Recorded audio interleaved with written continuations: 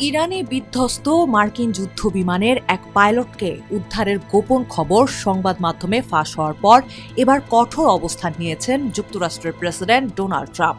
খবরটির মূল সূত্র বা তথ্য পাচারকারীর পরিচয় প্রকাশ না করলে সংশ্লিষ্ট সাংবাদিক বা সংবাদ মাধ্যমকে কারাগারে পাঠানোর হুমকি দিয়েছেন তিনি।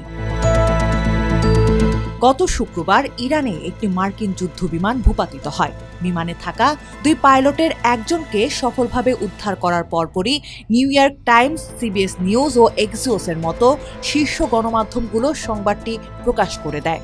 সোমবার হোয়াইট হাউসের এক সংবাদ সম্মেলনে ট্রাম্প দাবি করেন, দ্বিতীয় পাইলটকে উদ্ধারের অভিযান চলাকালে প্রথম পাইলটের খবরটি ফাঁস হওয়ায় পুরো অভিযানের নিরাপত্তা মারাত্মক হুমকির মুখে পড়েছিল। যদিও শেষ পর্যন্ত দ্বিতীয় পাইলটকেও নিরাপদে উদ্ধার করা সম্ভব হয়েছে।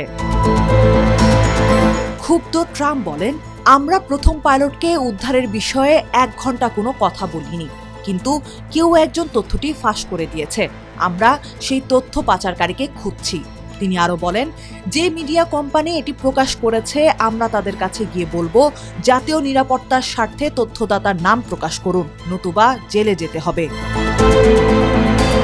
ট্রাম্প ঠিক কোন সাংবাদিক বা সংবাদ মাধ্যমকে এই কড়া হুমকি দিয়েছেন তা এখনো নিশ্চিত করেনি হোয়াইট হাউস। তবে ট্রাম্প প্রশাসনের এই আক্রমণ গণমাধ্যমের প্রতি তাদের ক্রমবর্ধমান বৈরী অবস্থানেরই বহিঃপ্রকাশ।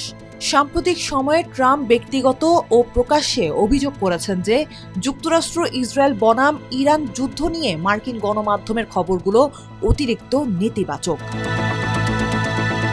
এরই ধারাবাহিকতায় গত মাসে যুক্তরাষ্ট্রের ফেডারেল কমিউনিকেশন কমিশন সামাজিক যোগাযোগ মাধ্যম এক্সে ভুয়া খবর পাচারকারী সম্প্রচারকদের লাইসেন্স নবায়ন না করার প্রচ্ছন্ন হুমকি দিয়েছিলেন। ট্রাম্পের এই কারাদণ্ডের হুমকি যুক্তরাষ্ট্রের গণমাধ্যমের স্বাধীনতা ও নিরাপত্তার উপর নতুন করে বড় ধরনের শঙ্কা তৈরি করেছে।